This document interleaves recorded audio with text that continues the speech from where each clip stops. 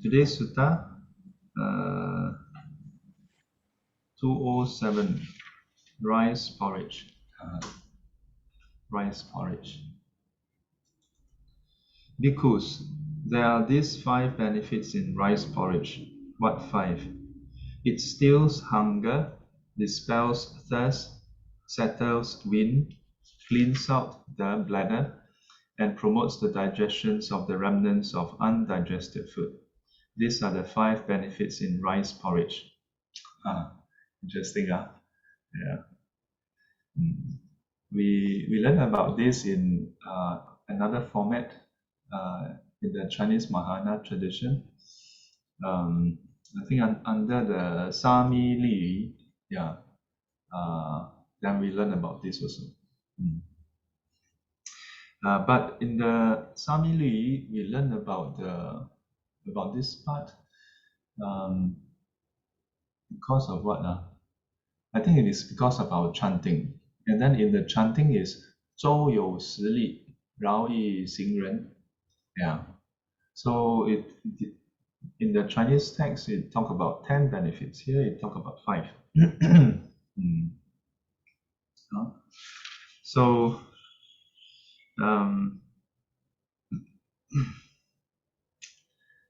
any questions about this? I think most people don't have questions. Who have a lot of questions? Because I don't know. It seems like oftentimes the description is that the monks would eat with their hands. Yeah. And today we can still see that Indian, by and large, they eat with their hands, right? In fact, because of the Indian influence throughout Southeast Asia, most eat with their hands. Yeah. So then one day I was thinking, porridge, then how did the Buddha eat? Because in our mind we are thinking Chinese porridge very hot, ma. Wow. So the Indian rice porridge is probably a bit different from the Chinese rice porridge. Yeah. It's probably a bit like a milk rice kind of thing. Yeah. So they would have probably the leftover rice and then mix with milk. Yeah. Or maybe cook with milk, but cooled down. Yeah. You notice that Indian food, you rarely have anything that is temperature-wise warm, very hot. No. Yeah. And I suspect it has to do with the fact that in India, weather already very hot. So instead you have things like yogurt, yeah, cold. Yeah. So China like hot things. Yeah, because a huge part of China is all temperate. Yeah. So I suspect this is one reason. And how do they eat it? Probably just drinking it. Yeah. So it's more like 稀饭, yeah, and not porridge, not the zhou. Zhou usually the more kikit one, yeah. Yeah, so that's that. Yeah. And then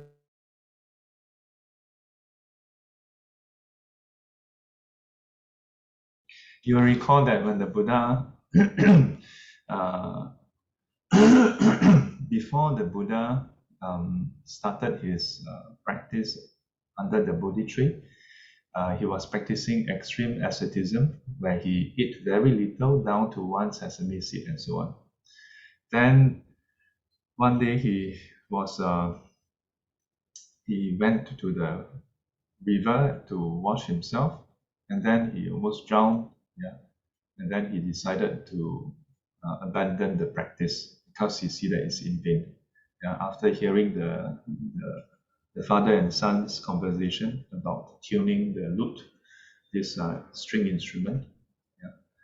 Then you all know the story of after that. So after that he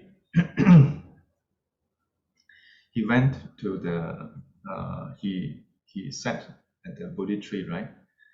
Then, according to what I've heard, is that Lady Sujata's servant, yeah, it's not the Lady Sujata who saw him first. It was the servant who saw him first. So Lady Sujata has been praying at that tree for a long time. So that day when Lady Sujata's servant passed by, he saw, the tree god has appeared. Went to tell Lady Sujata. Lady Sujata quickly come and then offered. This is the version I heard. Yeah. That Lady Sujata has been praying to the tree god, the tree for a long time. So when the Buddha, as an ascetic, sat there and said, finally this tree god appeared. So offered the milk rice. Yeah. Yeah, so it's probably some kind of like a watery milk with rice, kind of gruel, yeah, where you can just drink. Yeah. So rice porridge. You all take rice porridge in the morning? Chinese temple always take rice porridge. Yeah, every day take rice porridge. I used to not like to take porridge. Yeah, you know why? Because very hot. Then each time I eat, after the meal, my mouth is like scalded. So yeah, and then I think years later, uh, I think at some point when I was deciding to ordain already, then there were occasion where um, there was my parents were going to get lunch, yeah, something like that, and then there was a question of like whether it's okay to have porridge or something. Then they commented like, our son don't like to take porridge, something like that. So I was like, if I cannot even overcome porridge, how to ordain? Uh, so those of you who want to ordain, to know, ask yourself, what are the things that you you consciously choose not to have? Not because it's unwholesome, not because it's bad, but because you don't like it. Yeah, because you don't like it. Um, of course, food is, for many people, it seems like a very trivial thing. Yeah. But I've seen families quarrel over food. Yeah. I've seen meals turn upside down because of the taste, because of the way it's cooked. Yeah. Uh, so I wonder if we can overcome this, we may not be enlightened yet, but we'll be that much further away from suffering. Yeah. And of course, for some of you, maybe you have already transcended your taste bud. You know, you have already transcended the taste bud. Then ask yourself, what are the things that get to you? You know, yeah. Jolene asked, "Good morning, Shifu. Good morning. Why did the sutra specially mention the benefits of porridge? Is it the food? Is it the food is something people do not like at that time?" I don't know. Let me see. Is there any footnote? Uh, there don't seem to be any footnote here. Yeah. So it was just something that Buddha just happened to mention. Seems to be. Yeah. You will find that there are various suttas where the Buddha give advice and about the benefits of this, benefits of that. Yeah. So I don't see any particular mention here. Yeah. I also don't see any other sutta where the monks don't like porridge. This last time. Yeah. There is actually one rule pertaining to porridge. All started because of porridge. So when they were eating, right? So apparently it must sometimes be quite hot also. So there was one monk who blow on the, you know, blow on the porridge, um, and or like, sip it, yeah, or the food lah. I don't know whether it's curry or porridge or something. Then another monk commented, "Wow, so and so monk, uh, porridge is now nibbana, yeah, or nirodha, because one of the term that is used to describe enlightenment, it means to be cooled, yeah." So the monk commented, sort of like teasing him a bit, like, "Wow, now cool already," because he makes so much. Then the Buddha passed a rule saying that, you know, uh, as ascetics, when we eat, there should be certain etiquette, one should not make slurping sound or basically make any sound when you're eating. Yeah. So it's very interesting. Yeah. When we go to Chinese monastery, if you normal days, if you let's say go there, not in the retreat, nobody care. Yeah, normal days if you go to Chinese temple and if they serve lunch after a puja, wow, it's noisier than food court. Huh? Super noisy. And my impression since young and until I ordained and I stay in the monastery, wow, piang eh. Huh? Really worse than food court. Stop. I think worse than stock market. Uh,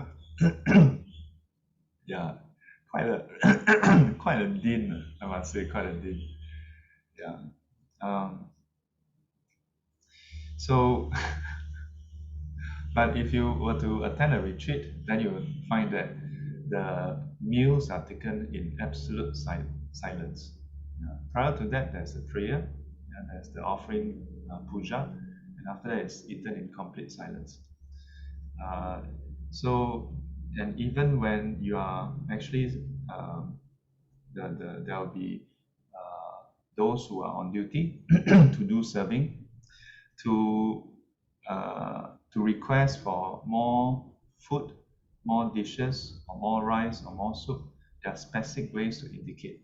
Yeah, half whether it's if you want only the soup, yeah, you want only but the items in the soup.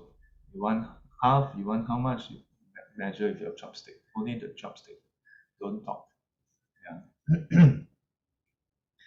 uh, so yeah, there's this story about how one of the emperor, he was visiting one of the monastery, and then when he arrived at the dining hall, he was told that all the monks were inside eating. Then he was like, how can it be? There's like no sound from the dining hall. Then when the door opened, he said, "Wow, amazed." Few, I can't remember the number that was described, but it was described that there were like at least, I think back then should be hundreds of monks, several hundreds of monks. So he was very impressed, and as a result, then he rendered support to the Sangha, yeah, to Buddhism. I don't know whether this incident really happened, yeah, because there's a sutta that describing something similar in the Buddha's time, yeah, that where the King Ajatasattu, he was feeling unsettled at night. Then at some point, like, he asked his minister, blah blah blah. Then one of the minister suggested for him to go and see the Buddha. So they traveled by elephant all the way until the elephant cannot travel anymore because forest ma. So they got off, then walked with that minister. Then the king was having doubts like, wow, is this an ambush? Huh? The more we walk, the quieter it become, like there's no one. So the minister know the king's fear. So the minister told the king that don't worry, it's just a hit. The Buddha is with the monks. Like again in the sutta, it's like a lot of the monks. Then it's like, how can it be? Like it's so quiet. So when he finally approached the clearing and you see all the monks there, then he was amazed. Yeah, that it's so quiet that all of them are listening intently. Then he commented this to the Buddha, and the Buddha, and then he said that he is the king. Even when he's talking, his minister interrupt him, and they don't listen to him. So how is it that Buddha disciple is able to to listen so intently? And so I wonder whether the incident that happened for the Chinese emperor really happened. Yeah, because some of these incidents are too similar. But I don't know. Because we do see that in Chinese history, Chinese Buddhism history, there are a couple of different emperors who render support. Yeah. And apparently some of these are historical. Yeah. Okay, Lee, we're going to wrap up soon. Lee says, good morning, Shifu. On the topic of food, if one is not a vegetarian, vegan, does it affect our practice or make us a bad Buddhist? Does it make a difference if it's due to health reasons, for example, low iron, so one can't be a vegetarian? Thank you. Oh, bad Buddhist, bad Buddhist. No. So being a vegetarian or a vegan is not a direct practice within the teachings. You notice Noble Eightfold Path, no mention about food, right? Yeah. So this is something that somehow Chinese Mahayana seems to kind of totally miss it. Yeah. Yeah, but of course there's a reason for that also. For Chinese Mahayana Buddhists, rightly speaking, if you consider yourself to be a Mahayana Buddhist, it means that you uh, subscribe to and aspire to be on the Bodhisattva path. If you're not practicing the Bodhisattva path, in what way are you Mahayana? Yeah. So, but there are a lot of Buddhists who think that they are Mahayana Buddhists, but they actually don't know anything about the Bodhisattva path, have no interest to go and to be helping others. Yeah, not to mention, go and attain Buddhahood, but day-to-day life, they are not keen to help anybody. Yeah, they may render help to their loved ones, their close friend. So it's a lot of attachment involved. Yeah, of course for a start, but anything beyond that, then that doesn't mean that you're Mahayana. No. So then in the in one or two of the sutra, it does talk about this, that a Buddhist, someone who wants to be a Bodhisattva should not be consuming animal meat. Yeah. But personally, there's one particular sutra that talk about this. I don't agree with the rationale. Yeah. Hey, 师父, sutra leh, Buddha say one leh. Yeah, I still don't agree. Yeah. If I get to meet the Buddha, I would want to have a word with the Buddha and ask, Buddha, do you really see this? Yeah, because it conflicts with first principles in multiple places. Yeah. So I have questions about that. The end goal of being a vegetarian, I don't disagree, but the rationale, the why. That's why I always focus why is very important. The how to do what you're supposed to do, no problem, but the why, because people may do the same thing, but for the wrong reason, or for the wrong reason. The way I look at it is this. Say, for example, you have a friend, and your friend is an animal activist. Okay, in particular, let's say dog. Okay, champion for rights of dogs and whatever. Yeah, or dog lover, every weekend go and help in some dog pound, go and wash with them, then pay lots of money for them to go for surgery, this and that. Uh, Go for cataract, uh, whatever. Then some dogs go for LASIK. I don't know. Yeah. Then one day, you see this friend go to China and participate in a dog festival. China Dog Festival is not the love dog one, it's to eat dog meat. Will you be any more convinced that the person is sincere in the welfare of dogs? Probably not, right? Yeah. Uh, and you can extend this to different kind of animals. Imagine those who are like whale activists. Yeah, they drive the dinghy boat, go and clash with the Japanese whaling ship, right? Yeah. Then after that, you see on the Instagram, sashimi. Ah, then I'm like, something is wrong. So how about Bodhisattva? To me, if you embrace the notion of being a bodhisattva, if you look at what a bodhisattva means, then you don't need some sutra to tell you must like this, must like that. Of course, the sutras are there for a good reason, because some aspire to the direction but don't know what it entails. But if you just think about it, bodhisattva compared to dog activists, whale activists, cat activists, and so on, bodhisattvas are sentient being activists.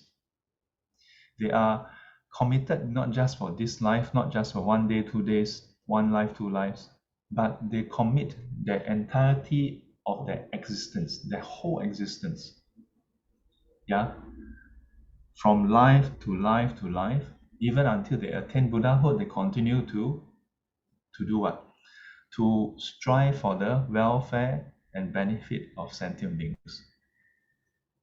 In that way, then how can such a person bring themselves to be consuming the very sentient being that they are trying to work for? Yeah, then it doesn't make sense. Yeah, and it is to this extent that I will say, um, decide yourself. Yeah, when you look at um, chicken, duck, pig, do you see food? Do you think of food? Do you see 海南鸡饭? Do you see 北京烤鸭? Do you see samsamba? Yeah, or do you see sentient beings suffering? Once you see sentient beings suffering, that's not to mention about their suffering in the factory farmer.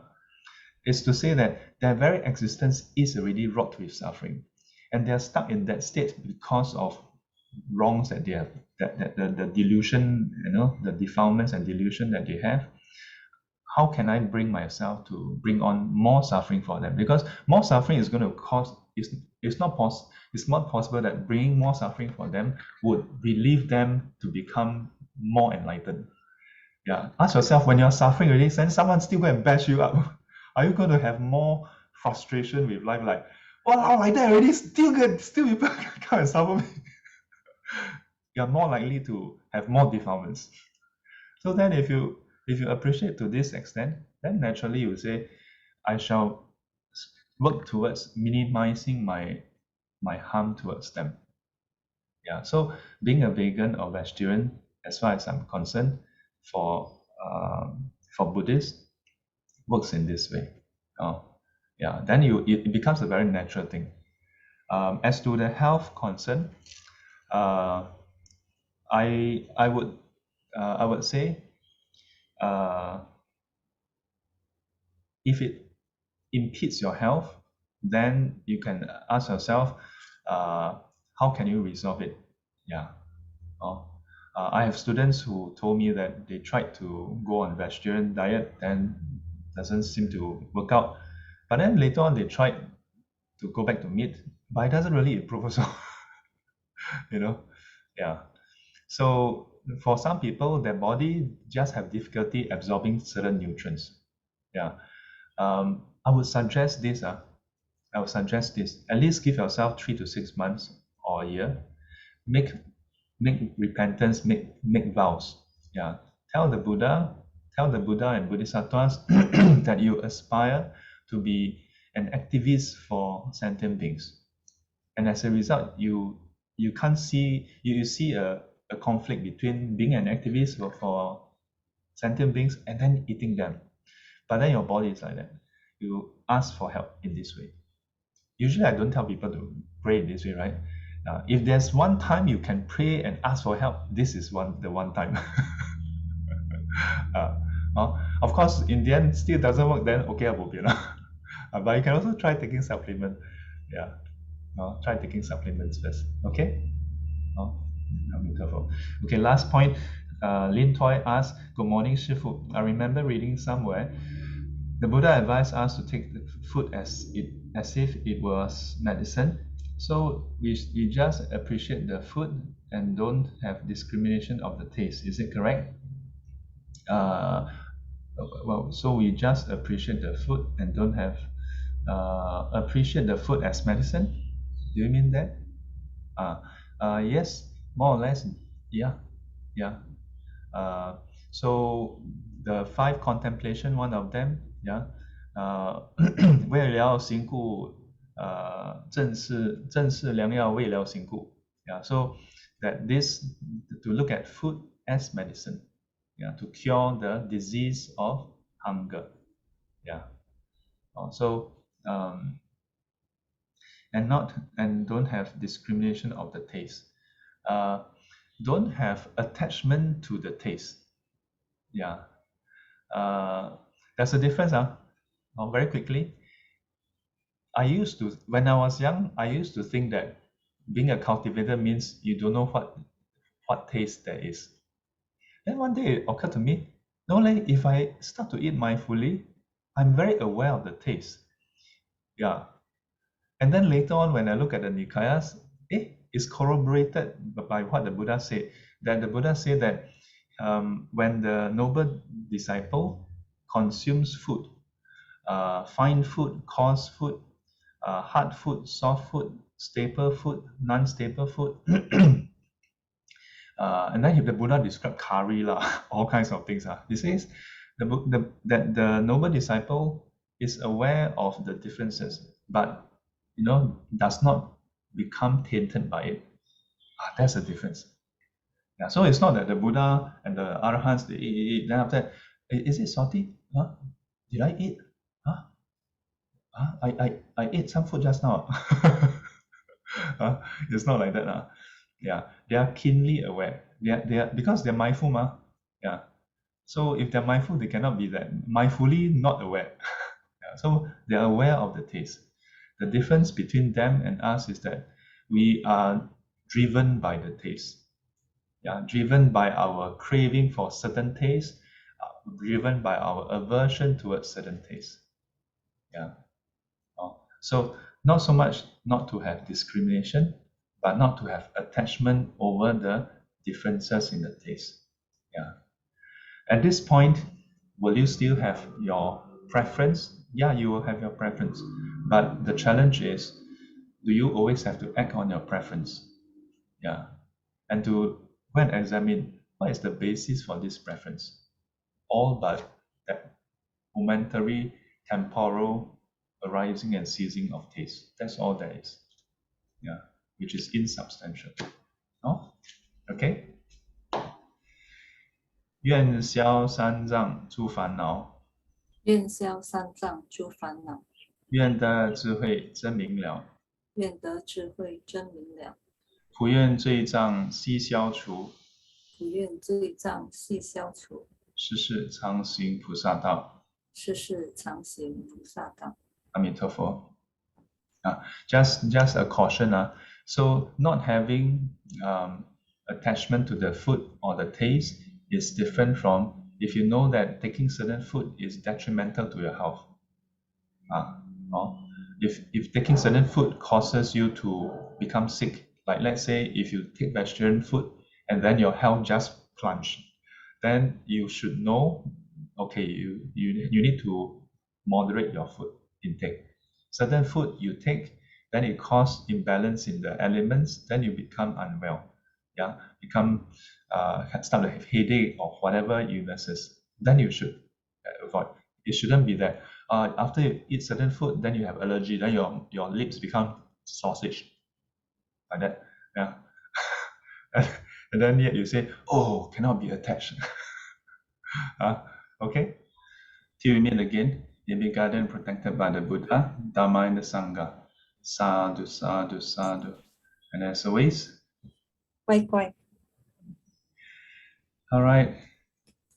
Have a tasteful day ahead. Thank you, 师父。 Take care. Stay safe. Thank you, 师父。 Thank you, 师父。 Thank you, Shifu. Thank you, everyone. Bye. Thank you, 师父。 Bye, Lao Ma. 师父，拜拜。 Bye. Thank you. Bye.